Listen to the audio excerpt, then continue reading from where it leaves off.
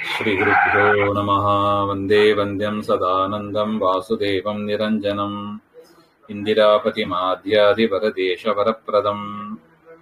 ಶ್ರೀಮದ್ವಾದಶಸ್ತೋತ್ರ ಚತುರ್ಥಸ್ತೋತ್ರದಲ್ಲಿ 8ನೇ ಶ್ಲೋಕ.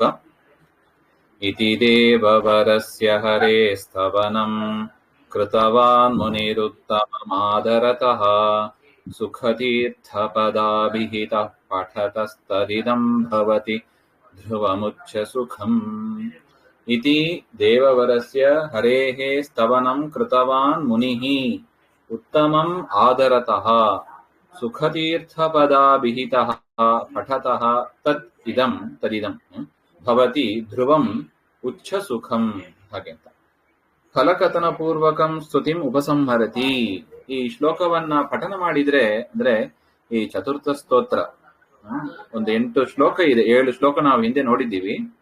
ಈ 7 ಶ್ಲೋಕವನ್ನ ಯಾರು ಪಠನೆ ಮಾಡ್ತಾರೆ ಅದರ ಫಲ ಏನು ಹಾಗೆಂಬುದನ್ನ ಈ 8ನೇ ಶ್ಲೋಕದಲ್ಲಿ ಹೇಳಿ ಈ ಒಂದು ಉಪಸಂಹಾರ ಮಾಡ್ತಾ ಇದ್ದಾರೆ ಅಂತ ಅರ್ಥ.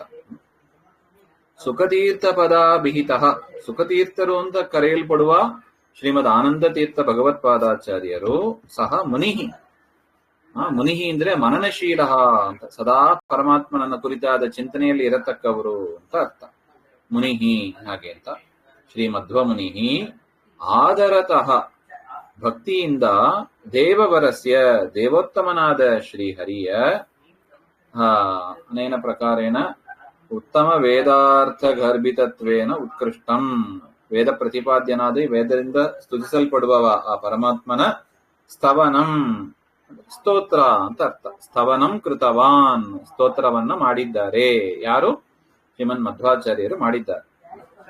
ತದಿದಂ ಸ್ತೋತ್ರಂ, ಈ ಸ್ತೋತ್ರ ಏನಿದೆ ಇದನ್ನ ಯಾರು ಆದರತಃ ಪಠತಃ, ಯಾವ ಪುರುಷನು ಭಕ್ತಿಯಿಂದ, ಆದರ ಅಂದ್ರೆ ಭಕ್ತಿ, ಭಕ್ತಿಯಿಂದ ಯಾರು ಓದುತ್ತಾರೋ ಅಂತ ಪುರುಷನು ಧ್ರುವಂ ನಿತ್ಯವಾದ ಸನಾತನವಾದ ಉಚ್ಚಂಚ ತತ್ ಸುಖೋಚ್ಛಂ ಸುಖಂ ಚ ಉಚ್ಚ ಸುಖಂ ಹಾಗೆ ಅಂದ್ರೆ ಮೋಕ್ಷ ಸ್ವರೂಪ ಆನಂದಾವಿರ್ಭಾವ ಲಕ್ಷಣವಾದ ಉತ್ಕೃಷ್ಟವಾದ ಸುಖವನ್ನ ಪಡೀತಾನೆ, ಅಂದ್ರೆ ಮೋಕ್ಷವನ್ನ ಪಡೀತಾನೆ ಅಂತ ಅರ್ಥ.